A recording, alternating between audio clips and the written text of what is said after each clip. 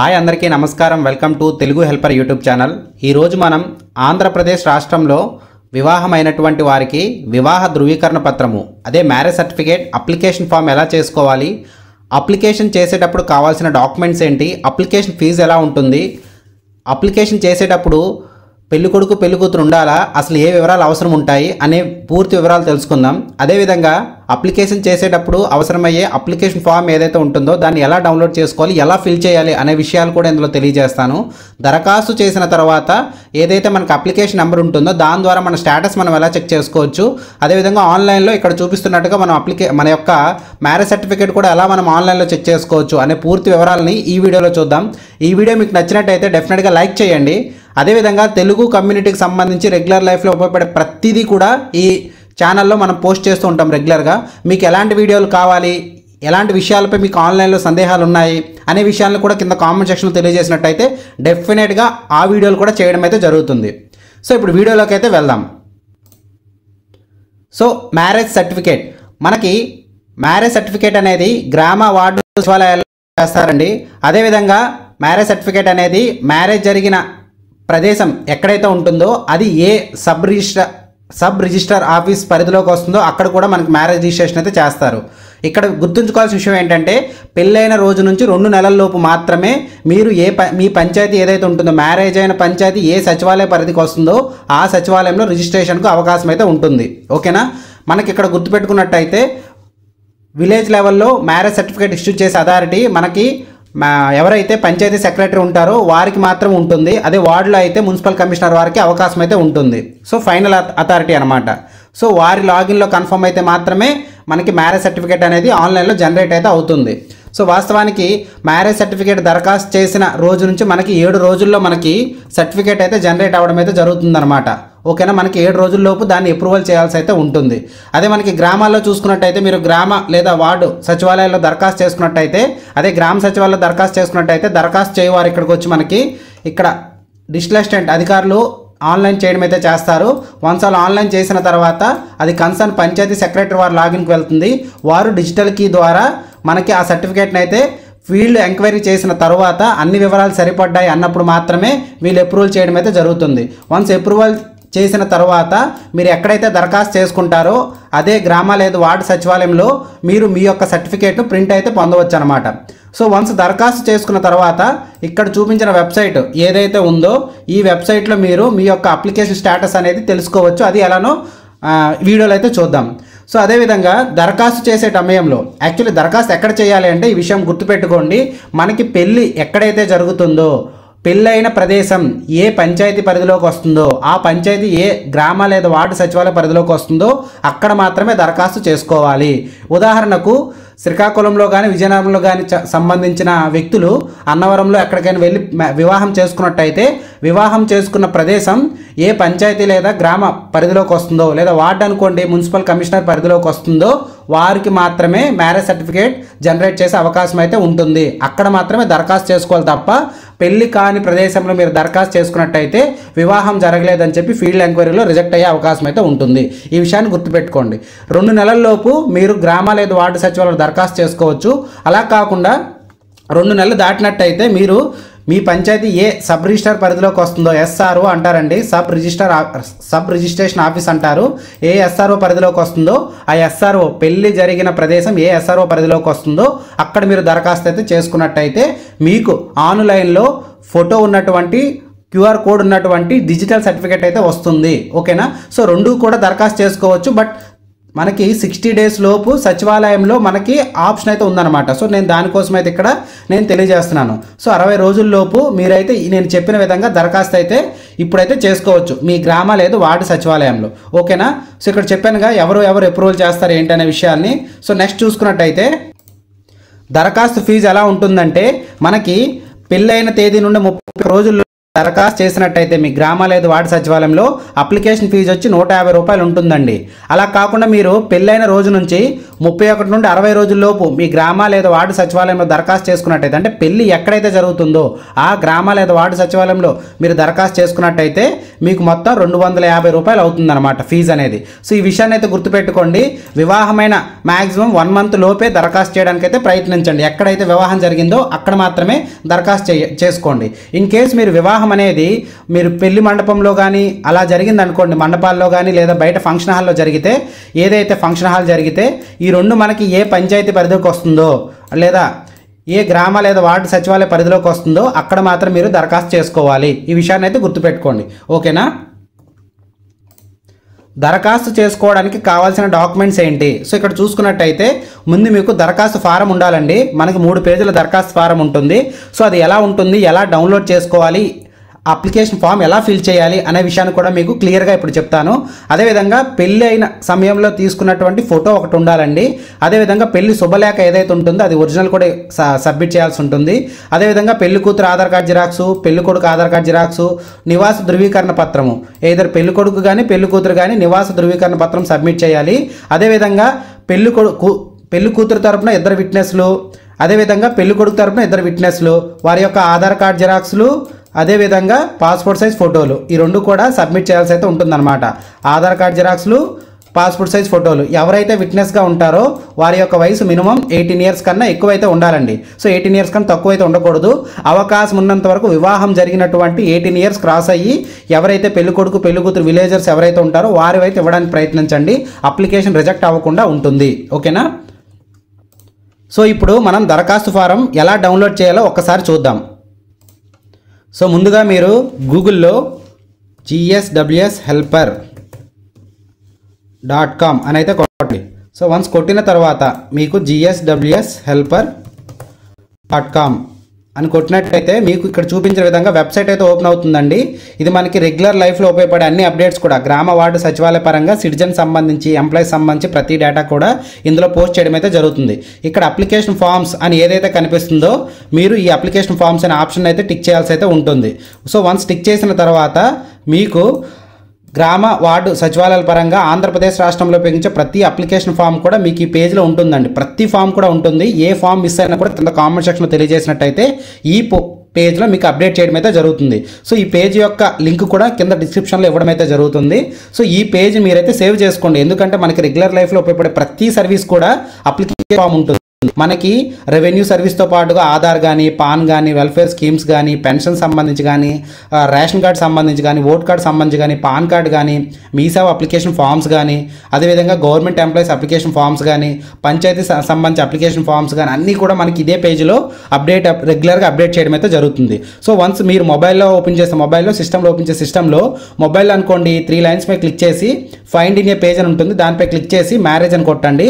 లేదా సిస్టంలో అయితే కంట్రోల్ లెఫ్ట్ పై క్లిక్ చేసి మ్యారేజ్ అని క్లిక్ చేయండి. వన్స్ మ్యారేజ్ పై క్లిక్ చేసి ఇక్కడ మీకు మ్యారేజ్ సర్టిఫికేట్ అప్లికేషన్ ఫామ్ అయితే వస్తుంది. ఇక్కడ చూడండి మ్యారేజ్ సర్టిఫికేట్ అప్లికేషన్ ఫామ్ అని అయితే వస్తుంది. సో ఇక్కడ ఇది.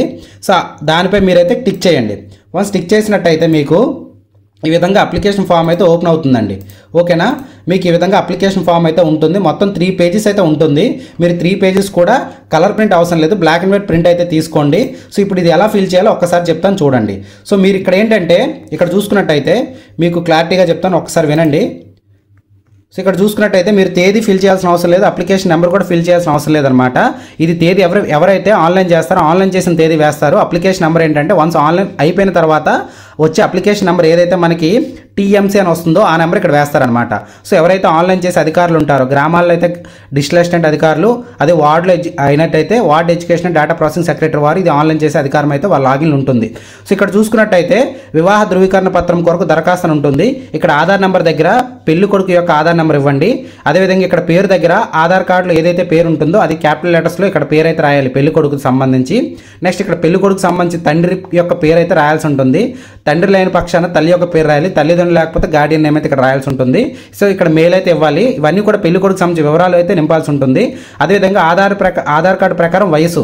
సో ఇక్కడ చూసుకున్నట్టయితే ఆధార్ కార్డు ప్రకారం వయసు వచ్చి మనకి అబ్బాయికి అయితే 21 సంవత్సరాలు నిండి ఉండాలి, అమ్మాయికి అయితే 18 సంవత్సరాలు నిండి ఉండాలండి. ఇది నేను ముందుగానే చెప్పుండాల్సింది, బట్ ఇదైతే గుర్తుపెట్టుకోండి. 18 సంవత్సరాలు నిండిన అమ్మాయికి మాత్రమే మ్యారేజ్ సర్టిఫికేట్ జనరేట్ అవుతుంది తప్ప 18 సంవత్సరాల లోపు వారికి మీరు మ్యారేజ్ సర్టిఫికేట్ అప్లై చేసినా కూడా దరఖాస్తు అయితే తీసుకోదు. సో ఇదైతే గుర్తుపెట్టుకోండి. సో అబ్బాయి యొక్క date of birth as per Aadhaar ఇక్కడ వేసేయాలి, కులం ఇక్కడ మెన్షన్ చేయాలి, మతం ఇక్కడ మెన్షన్ చేయాలి, విద్యార్హత ఎంతవరకు చదువుకున్నది ఇవ్వాలి, వైవాహిక స్థితి వచ్చి అన్మ్యారీడ్ అని టిక్ చేసుకోవాలండి ఇక్కడ. ఓకేనా, అన్మ్యారీడ్ అని టిక్ చేసుకోవాలంటే అన్మ్యారీడ్ అని రాయాలి.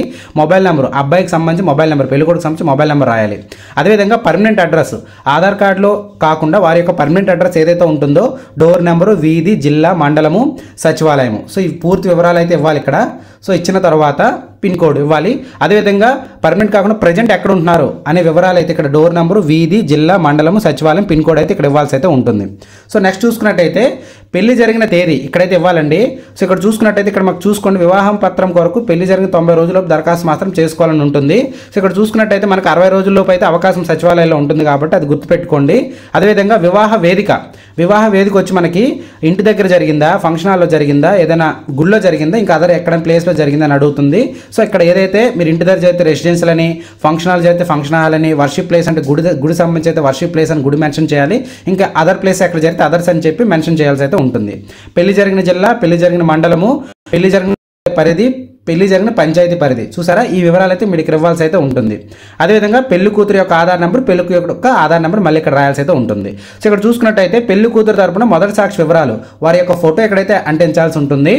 పెళ్లి కూతురు తరపున మొదటి సాక్షి యొక్క ఆధార్ నెంబరు, వారి యొక్క ఆధార్ కార్డులో పేరు, తండ్రి లేదా భర్త పేరు, ఎవరిది సాక్షులకు సంబంధించింది, వారి యొక్క అడ్రస్, వారి యొక్క వయసు, వారి యొక్క వృత్తి ఏం చేస్తుంటారని, లేబర్ అయితే లేబర్ అని, అగ్రికల్చర్ లేబర్ అయితే అగ్రికల్చర్ లేబర్ అని, లేదా హౌస్ వైఫ్ అయితే హౌస్ వైఫ్ అని, ఇలా మీరు రాయాల్సి అయితే ఉంటుంది. పెళ్లి కూతురుతో ఉన్న సంబంధం, పెళ్లి కూతురికి ఏమవుతారు అనేది ఇక్కడ రాయాలి. మదరా, ఫాదర్ అని క్లియర్గా ఇచ్చారు ఇక్కడ. అందులో ఒకటి మీద క్లిక్ చేయాలి, అంటే టిక్ చేయాల్సి, అంటే ఒకటి మీరు రాయాల్సి ఉంటుంది. సో ఇక్కడ గుర్తుపెట్టుకున్నట్టయితే అప్లికేషన్ ఫామ్ మొత్తం మీరు ఇంగ్లీష్లో రాయాలండి, తెలుగులో అయితే మ్యాక్సిమం రాయడానికి ప్రయత్నించకండి. ఓకేనా, ఈ డేటా మనం ఆన్లైన్ చేసేటప్పుడు ఎవరైతే ఆన్లైన్ చేసే అధికారులు వెరిఫై చేసుకోవడం అయితే జరుగుతుంది.